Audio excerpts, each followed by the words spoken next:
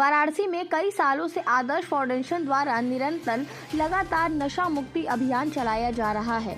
इसी के तहत आज आदर्श फाउंडेशन के एमडी अनुराग द्विवेदी ने बताया कि भारत सरकार द्वारा निरंतर यह प्रयास किया जा रहा है कि भारत को नशा मुक्ति बनाया जाए। उसी के तहत हम लोग 12 सालों से इस मुहिम में लगे हुए हैं।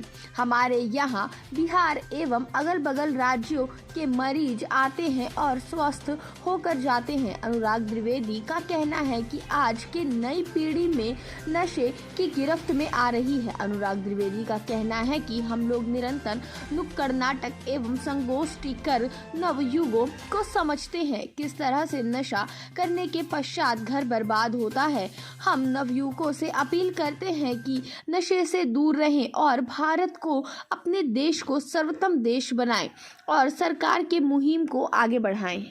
नमस्कार, अभिषेक दुबे, समाचार दर्शन। भारत का सबसे बड़ा मुद्दा इस समय जो हमारी सरकार भी चाह रही है कि हमारा भारत एक नशा मुक्त देश हो।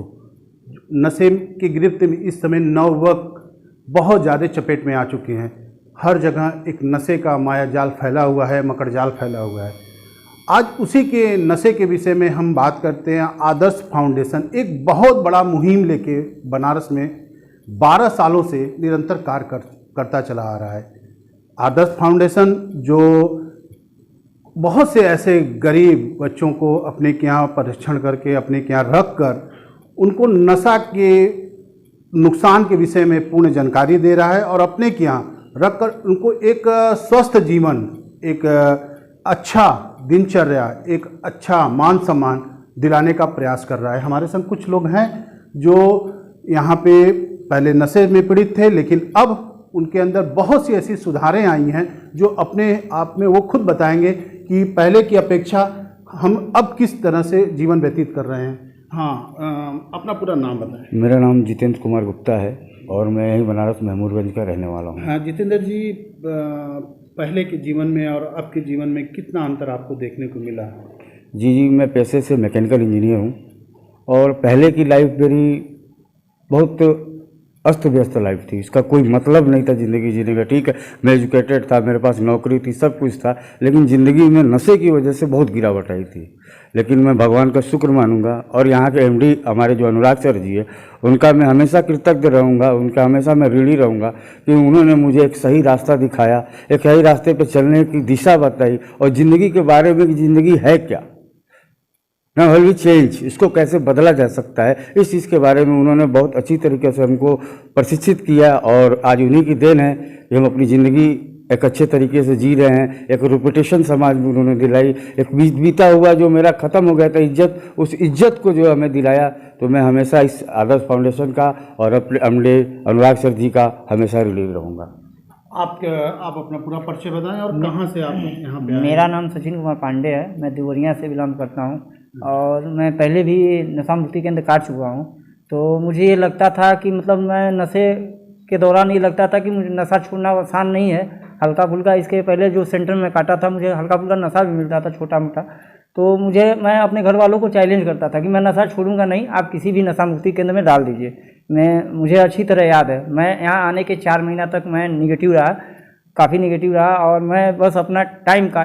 लेकिन एक ऐसा समय आया, चाहे यहाँ गुरुजनों का जो भी हो, चाहे यहाँ का पूजा पाठ हो, चाहे योगा हो, चाहे वो ब्लास्टिंग हो, चाहे मॉर्निंग मीटिंग हो और चाहे काउंसलिंग हो, उसके ज़रिए हमारे अंदर पता नहीं कैसे कब क्यों ऐसा विचार आ गया कि मैं आज काफ़ी 2 साल से नशा मुक्त हूँ और यहाँ पे मेरा सेट हो गया यहाँ पे कि मतलब मैं इससे आदर्श फाउंडेशन से जुड़ा रहूँगा। क्योंकि आपने अभी अपनी ही बात में बताया कि मैं नशा मुक्ति केंद्र काट चुका हूँ। मैं 2 बार सेंटर काट चुका था। मुझे अच्छी तरह याद है, जब मेरा पिकअप 2 साल पहले हो रहा था, तो शायद जो भी हमारे पिकअप में गए हों, मैं साफ शब्दों में बाद में जब याद आता है, इंसान नशे का ऐसा गिरावट होता है, याद आता नहीं है। याद आया तो मुझे अच्छी तरह याद है, मैं गाड़ी में बड़बड़ करते हुए आ रहा था। बात है कि नशा मुक्ति केंद्र ही चल रहा हो ना, कोई वो चीज़ नहीं है ये वो। मैं जानता था कि मतलब ऐसा होगा, फिर कोई दिक्कत नहीं, निकल जाऊंगा। लेकिन मेरा ठाट मतलब मैं अपने गार्जियन को, चाहे जो भी गांव समाज को मैं बोल दिया था कि ऐसे मतलब मैं नशा छोड़ नहीं पाऊंगा। आप कैसा फील कर रहे हैं? आज मुझे लगता है कि मतलब बहुत अच्छा फील कर रहा हूँ और मेरा ठाट चेंज हो गया। मैं अपने बारे में जानता हूँ दूसरे के बारे में मैं अपना मेरे दिमाग से वो चीज़ निकल गया।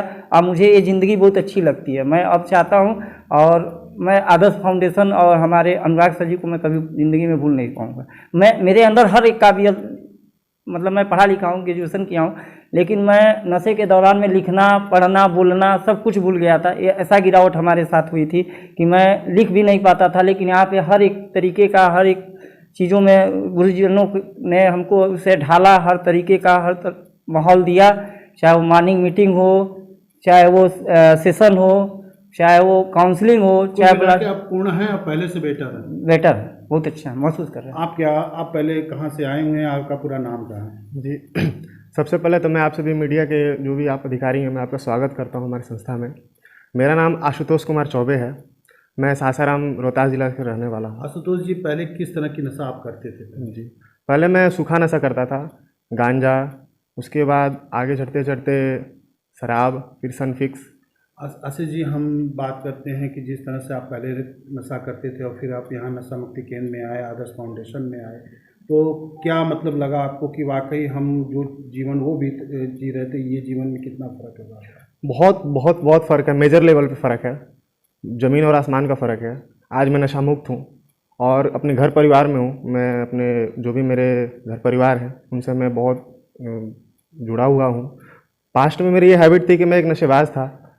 मुझे किसी प्रकार की घर की जिम्मेदारी क्या है क्या नहीं कोई मतलब नहीं था। पिताजी से कोई मतलब नहीं, माताजी से कोई मतलब नहीं। एक एडिक्ट पर्सनालिटी था। आज के दिन मैं एक सुधरता हुआ एडिक्ट हूँ, नशा मुक्त हूँ। और मेरा याद आती है घर की याद कि मैं एक पे स्टाफ हूँ। मैं यहाँ पे हर संडे को मैं होम विजिट होता है, संडे को जाता हूँ, घर परिवार देखता हूँ, मंडे को रहता हूँ। माता पिता आते हैं और आपको देखते हैं तो, और आप उनको देखते हैं तो कैसा फीलिंग होती है अंदर से कि एक वो समय था और आज एक ये समय है, तो क्या होता है? माता पिता आपके क्या बोलते हैं आपके? सर, अगर आप फीलिंग की बात करें तो मुझे बहुत प्राउड होता है। मैं एक लाइलाज बीमारी से पीड़ित था, आज उस बीमारी से मैं 100% मुक्त हूँ। मैं नशा मुक्त हूँ। किसको देना चाहिए? इसका श्रेय मैं 100% संस्था को देना चाहता हूँ। हमारे जो प्रबंधक महोदय हैं अनुराग सर को देना चाहता हूँ, और हमारे जो गुरुजन हैं, हमारे प्रोग्राम ऑफिसर, हमारे रेजिडेंट स्टाफ, हमारे कोऑर्डिनेटर, जो भी यहाँ पे हमारे सीनियर गुरुजन हैं, उनको मैं श्रेय देना चाहता हूँ। हमारे हर दिन का जो है यहाँ पे क्रियाकलाप होता है। अभी थोड़ी आधा घंटा पहले हमारी एडमिनिस्ट्रेटिव मीटिंग हुई, एम हुई।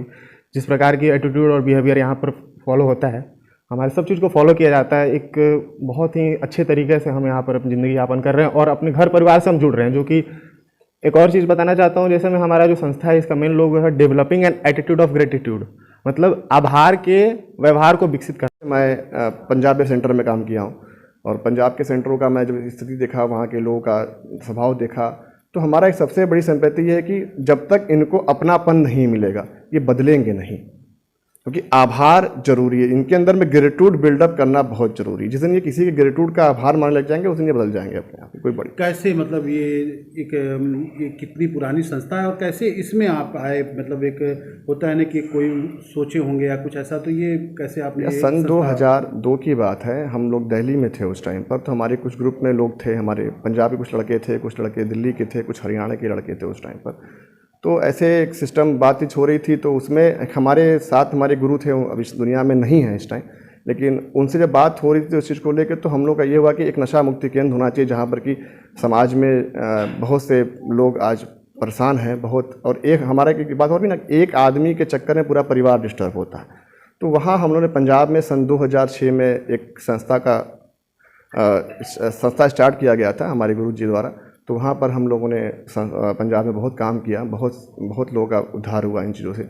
और फिर उसके बाद सन 2011 में हमारा ये हुआ कि एक बनारस में संस्था होनी चाहिए, जिसमें कि भाई यहाँ के भी लोग बहुत परेशान थे उस टाइम पर। बहुत लोगों का फ़ोन आता है मेरे पास में, सर क्या करें इसके लिए। तो हमने एक स्थापना आदर्श फाउंडेशन का किया और उसके बाद ये संस्था कार्यरत चलती चली। कितने मरीज हैं अभी, कितने परिवार हैं आपके यहाँ पे? भैया मरीज हमारे पास 40-45 लड़के रहते हैं सेंटर के अंदर में, जो इनका आना जाना लगा रहता है परिवार द्वारा। कहाँ के विशेष यहाँ के?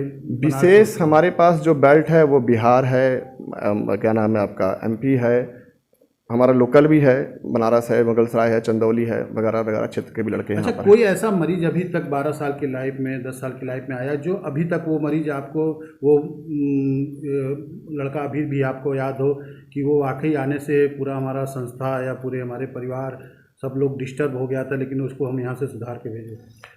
यहाँ पर भी 2-3 केस यहाँ के भी हैं, कुछ पंजाब के केस भी रहे। अगर यहाँ के केस की बात करें, 2-3 लड़के यहाँ पर थे कि बहुत स्टार्टिंग में काफ़ी उपद्रवी थे और बहुत ही टिपिकल केस था उनके साथ में।